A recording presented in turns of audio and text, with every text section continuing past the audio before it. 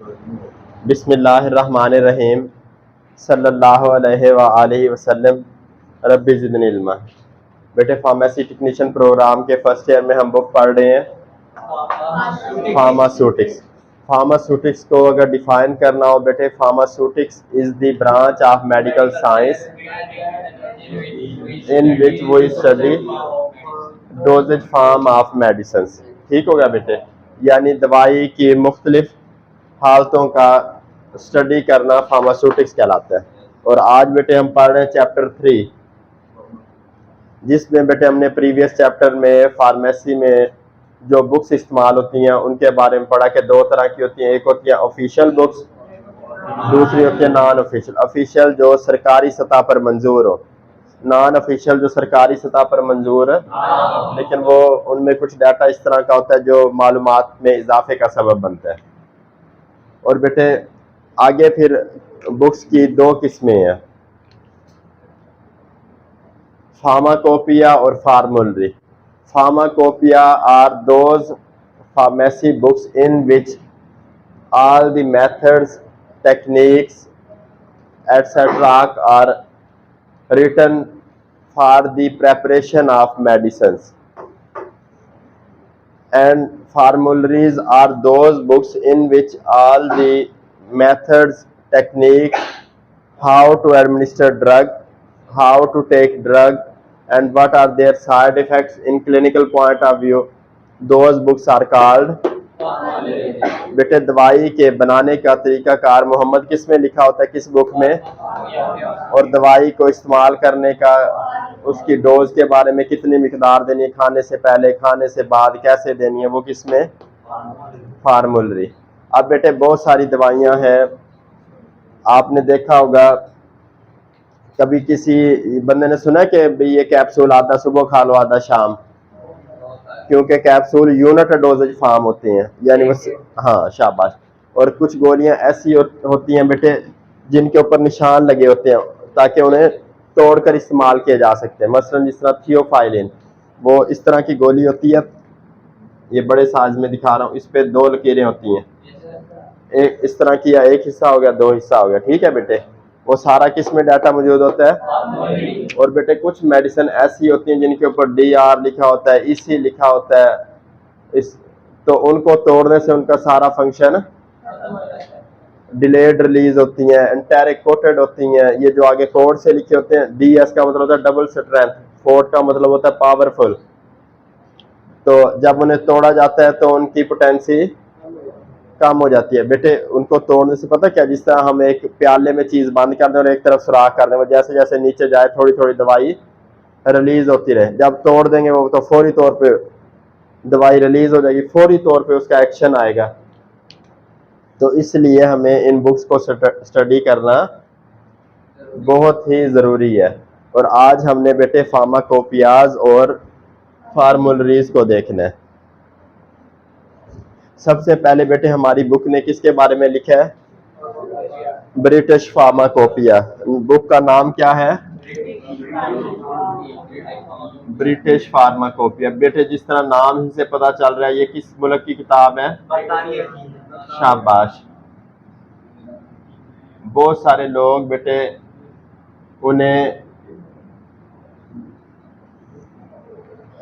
UK, आपने word सुना है? शाबाश। यूनाइटेड किंगडम बेटे एक खित्ते का नाम है जिसके अंदर मुख्तलिफ मुल्क हैं, पता है आपको? जिस तरह यूके में इंग्लैंड अलहदा मुल्क है, स्कॉटलैंड अलहदा है, आयरलैंड अलहदा है, फिनलैंड अलहदा है, और बहुत सारे होंगे, मेरे इल्म में यही है। नेदरलैंड हो गया बेटे, आयरलैंड और नेदरलैंड एक ही मुल्क का नाम है। हाँ जी, ये बेटे जजीरे का नाम है स्कॉटलैंड। तो बेटे ये यूके में कौन सी बुक इस्तेमाल होती है दवाइयां बनाने के लिए? अब बेटे अगर ये वहाँ इंतहाई अथेंटिक बुक है तो बहुत सारे ममालिक जो तरक्की पजीर मुल्क हैं, जिस तरह पाकिस्तान हो गया, तो वो उन्हीं किताबों को फैक्ट्रियों में यूज करते हैं दवाइयां बनाने के लिए। इसे शार्ट क्या लिखी जाती है इसकी? जिस तरह मेरे नाम का मोहम्मद नईम असर क्या कह सकते हैं? MNA। तो हाँ शाबाश, ये इसी चीज की तरफ बेटे मैं आना चाह रहा हूँ। शार्ट फॉर्म का मतलब फ़ायदा ये होता है कि बजाय एक पूरा लफ्ज़ लिखने के, पढ़ने के, बोलने के, बता दिया जी according to BP, according to USP, United State pharmacopoeia. ये कहाँ यूज़ होती है बुक? यूनाइटेड स्टेट्स में, अमेरिका में, जिसे हम उर्दू में अमेरिका कहते हैं। तो असल वर्ड ये क्या है? अमेरिका। तो बेटे अब ये देखते हैं ब्रिटिश फार्माकोपिया में डाटा किस किस्म का मौजूद है मेडिसिन से मुतल्लिक। British pharmacopoeia is the most abundantly used pharmacopoeia in the world. Today it is mostly used because of their up-to-date monograph regarding the drug. The fundamental responsibility of BP is on the Journal Medical Council. कौन सी council इसे देखती है? GMC। ठीक है बेटे, ये उनकी कोई इदारा बनाया उन्होंने। ठीक हो गया बेटे, general medical council, which was given to it in 1858। आज से हाँ 150-200 साल पहले उसे ये जिम्मेदारी दी गई थी कि भाई आपने इस किताब को सुपरवाइज करना है, लिखना है। अब बेटे इस किताब में होता क्या कुछ है? Complete monograph of drug. Monograph कहते हैं इंफॉर्मेशन को, डाटा को। Quality control and quality assurance of pharmaceutical production sections of pharmaceutical industries. तीसरे नंबर बेटे quality control test of dosage form. चौथे नंबर पे identification and analytical test of drug. अब बेटे पहले नंबर पे क्या होता है ब्रिटिश फार्माकोपिया में? Complete monograph of drug. दवाई के मुतल्लिक मुकम्मल मालूमात कि इसका रंग कैसा होगा, गोल शक्ल की होगी, राउंड शक्ल की, सर्कुलर शक्ल की, ट्रायंगुलर शक्ल की, मिसाइल शक्ल की। ठीक हो गया बेटे, टारपीडो शक्ल की। और quality control and quality assurance of pharmaceutical production sections of pharmaceutical industries. Quality control कैसे करते हैं और क्वालिटी अश्योर कैसे करते हैं, उसके लिए कौन कौन से मेथड है वो किस बुक में लिखे होते हैं? शाबाश। अब तीसरे नंबर पे quality control test of dosage form. Quality को कंट्रोल करने के लिए, हाँ जी शाबाश। और बेटे चौथे नंबर पे आइडेंटिफिकेशन एंड एनालिटिकल टेस्ट, कि अब एक दवाई बन गई है उसकी आइडेंटिफिकेशन भी करते हैं। अब पता चला हमने एस्प्रिन बना ली है, वो गोली की शक्ल में हमने शायद को दे दिए सर दर्द के लिए, उसे असर ही ना आए, वो हम फिर उसके टेस्ट करें, पता चले वो तो हाल ही नहीं होती। बहुत सारी दवाइयाँ ये देखने में ऐसी है ना बेटे, पता चले वो हाल ही नहीं होती। तो बेटे उनके टेस्ट भी किए जाते हैं कि ये सारे पैरामीटर को फॉलो करती हैं कि नहीं। समझ आ रही है? अगर उसमें पानी की मिकदार कम हो जाए तो वो ज्यादा खुश्क हो जाएगी, बढ़ जाए तो वो पाउडर सा नामदार से हो जाएगी, वो वैसे उसमें से स्मेल आने लग जाएगी। बहुत सारी दवाइयाँ खराब हुई पड़ी होती हैं, पत्तों में भी सिरप खराब हो चुके होते हैं, स्मेल आ रही होती है खास तौर पे एक्सपायरी के बाद। और बहुत सारी जो लो क्वालिटी कंपनियां उनकी मेडिसिन खराब हो जाती हैं एक्सपायरी से पहले ही। तो ये ब्रिटिश फार्माकोपिया में ये 4 तरह का डाटा मौजूद है। आगे बेटे बुक का नाम है ब्रिटिश नेशनल फार्मूलरी। शाबाश। इसे शॉर्ट टर्म में क्या कह सकते हैं? BNF। बेटे हमने पहले ही पढ़ा फार्मूलरी में किस तरह का डाटा मौजूद होता है। शाबाश।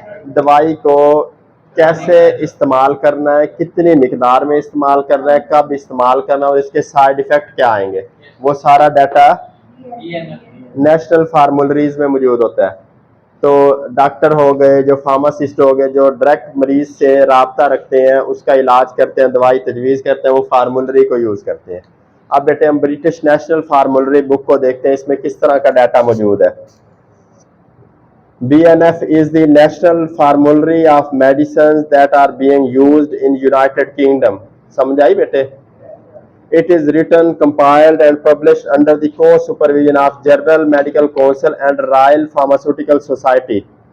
इसे 2 तरह की काउंसिल्स देखती हैं, RPC और GMC. This book is largely being used as a textbook for registration examination in UAE and in UK. अब बेटे जिस तरह हम पाकिस्तान में जब कोई बंदा फार्मेसी टेक्नीशियन कर लेता है, वो अपने रिजल्ट कार्ड भेजता है फार्मेसी काउंसिल में इदारे के थ्रू, उधर से उसे रजिस्ट्रेशन सर्टिफिकेट आ जाता है कि भाई ये बंदा रजिस्टर्ड है।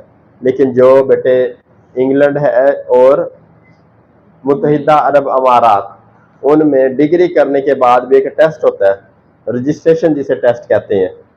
तो उस टेस्ट में कौन सी बुक यूज होती है? ब्रिटिश नेशनल फार्मूले टेक्स्ट बुक है वहां की। समझ रहे हैं बेटे कि वहां से ही सारा पेपर वगैरह उनका आता है। ये मेरे बहुत सारे क्लास फेलोज ने पास किए हुए हैं। यूएई में डीएचए टेस्ट होता है, हार्ड टेस्ट होता है, और MOH ministry of health test होता है, अगर वहां आपने एज अ फार्मेसी या फार्मेसी टेक्नीशियन काम करना है। इसलिए जब पढ़ा होगा तो टेस्ट दे पाएंगे। या माशाल्लाह इधर जिस तरह आनियां जानियां चल रही हैं, तो अल्लाह के हुक्म से पेपर तो इधर पास कर लोगे, लेकिन इंटरनेशनली पेपर पास करना मुश्किल हो जाएगा। अब बेटे बीएनएफ में डाटा क्या मौजूद होता है? Detail knowledge regarding the clinical and pharmacological aspect of drugs and medicine. ठीक हो गया बेटे, क्लिनिकल नॉलेज होता है। दूसरे नंबर पे detail note on prescription policy. एक तो बेटे फार्माकोलॉजी और क्लिनिकल एस्पेक्ट के हवाले से नेशनल फार्मूलरी में डाटा है। दूसरे नंबर पे प्रेस्क्रिप्शन पॉलिसी कैसे है, भाई प्रेस्क्रिप्शन कैसे लिखनी है। तीसरे नंबर पे बेटे रीफिलिंग एंड प्रेस्क्रिप्शन हैंडलिंग के एक प्रेस्क्रिप्शन दोबारा दोबारा अगर फार्मासिस्ट के पास आ रही तो उसे रीफिल कैसे करना है, दोबारा कैसे देना। आप बेटे एक डॉक्टर ने फर्ज करें एक बंदे को लिख दिया टैब अल्प्राजोलाम, उसे कोई भी डिप्रेशन का मसला है, नींद नहीं आती उसे, 0.25 mg, और कहा जी एक रात को 5 दिन।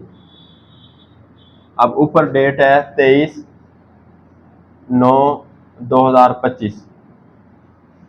अब बेटे उसी दिन इसका दवाई लेने का हक है, 23/5/28। 29 के बाद अगर ये नुस्खा लेके आता है तो इसको दवाई देनी चाहिए नहीं देनी चाहिए? नहीं चाहिए, नहीं देनी चाहिए, क्योंकि उसका वो क्या करेगा, गलत इस्तेमाल करेगा। इसको कहते हैं रीफिलिंग। दोबारा लेने के लिए उसे डॉक्टर से दोबारा नुस्खा लिखवाना पड़ेगा। ये स्टैंडर्ड प्रोटोकॉल है, ये आप सबको पता भी होना चाहिए, ठीक है। लेकिन पाकिस्तान में हम अभी तरक्की पजीर हालत में, ठीक है बेटे। हाँ जी बेटे, आगे बुक है ब्रिटिश फार्मास्यूटिकल कोडेक्स। एक और बुक आ गई है बीपीसी। क्या नाम है बेटे इसका? सी। शाबाश, इसको बेटे स्पेलिंग ठीक कर लो। ये ऑफिशियल बुक्स की हेडिंग नहीं है जहां, इधर स्पेलिंग ठीक लिखे हो, ब्रिटिश फार्मास्यूटिकल कोडेक्स। हाँ, कॉपिया की जगह फार्मास्यूटिकल कर लो। अब बेटे जरा समझो, अब जो डाटा ब्रिटिश नेशनल फार्मूलरी में मिस हो गया या ब्रिटिश फार्माकोपिया में मिस हो गया, तो उन्होंने फार्मासिस्टों और फिजिशियन की आसानी के लिए कौन सी बुक लिख दी नई? BPC, British Pharmaceutical Codex. अब बेटे in 1903 first time the Royal Pharmaceutical Society of Great British realized the importance of another pharmacopoeia which is specially made for medical practitioners and dispensing pharmacists. This book contained the knowledge and articles on the following issue of pharmaceutical sciences regarding the dispensing method of medicine specific to their nature. अब बेटे एक बंदे को हम tablet देते हैं, किस शक्ल में देते हैं? पत्ते की शक्ल में। शरबत पत्ते में डाल के देते हैं, कैसे देते हैं? बोतल में। क्रीम किस शक्ल में देते हैं?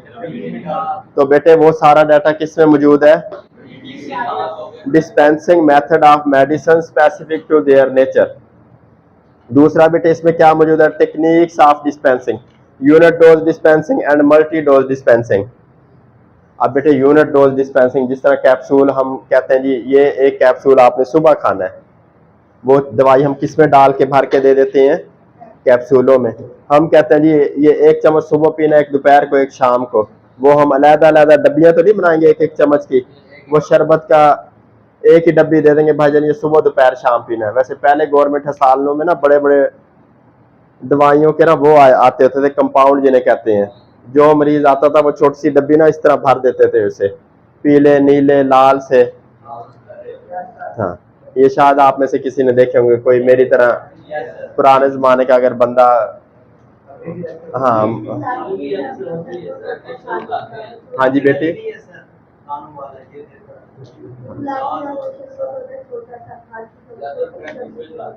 हाँ जी बेटे, बहुत सारे अभी भी इस तरह करते हैं, लेकिन ये पाकिस्तान में पता क्यों करते हैं? ताकि मरीज को दवाई का ना ही नाम पता चले ना ही कीमत पता चले, ताकि 10 रुपए की दवाई कितने की बेच दें? 1000 रुपए की। ये पाकिस्तान है भाई, पाकिस्तान जिंदाबाद। A thorough knowledge regarding the pharmaceutical aspects of drugs। चौथे नंबर पे क्या मौजूद है? Manufacturing and formulation techniques of drugs.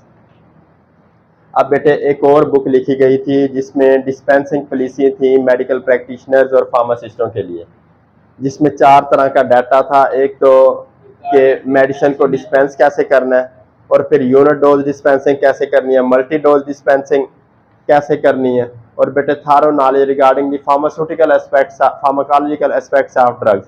चौथे नंबर पे manufacturing and formulation techniques of drugs. ये बेटे किस में डाटा मौजूद था?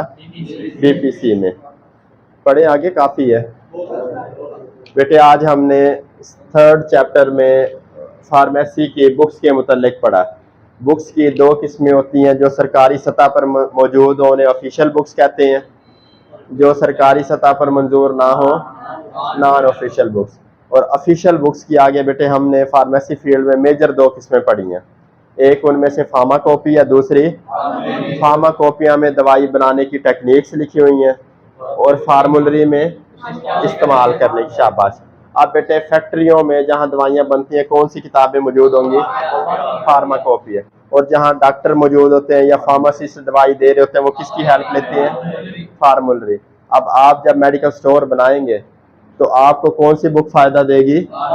और ये बेटे पाकिस्तान में मौजूद है, BNF आती है हर साल, इसका नया एडिशन आता है, डिटेल नॉलेज होती है। अब आप उधर लिखेंगे ना टाइफाइड बीमारी, या टी से ढूंढेंगे, उसमें पूरा स्टैंडर्ड प्रोटोकॉल लिखा होता है। किसी बंदे को, ये जो नए नए MBBS करके आए होते हैं या नए नए फार्मासिस्ट होते हैं, फिर हम उसकी मदद से ना, अब एक बंदा आ गया जी मुझे जुकाम है, फिर हम ढूंढ लेते हैं भाई फलां बीमारी, फ्लू, जुकाम को फ्लू कहते हैं ना, उधर देखा जी इसे क्या कुछ देना चाहिए, फिर वो उधर से आहिस्ता आहिस्ता चीज़ें सीख जाते हैं। ये बड़े किताब खानों से मिलती है। हाँ, इंटरनेट पे फ्री पड़ी होगी। अब बेटे हमने फिर पहली बुक पढ़ी फार्माकोपिया में, ब्रिटिश फार्माकोपिया, जिस जो इंग्लैंड में यूज होती है। ठीक हो गया। आगे फिर हमने पढ़ी ब्रिटिश नेशनल फार्मूलरी, दवाइयों के तरीका इस्तेमाल वगैरह के बारे में। फिर बेटे जो ब्रिटिश फार्माकोपिया था उसका उन्होंने एक और फार्मासिस्टों के लिए और मेडिकल प्रैक्टिशनर्स की आसानी के लिए कि दवाइयों को डिस्पेंस कैसे करना है, एक और वर्जन निकाला, उसे क्या कहते हैं? British Pharmaceutical Codex. आज हमने ये डाटा पढ़ा है।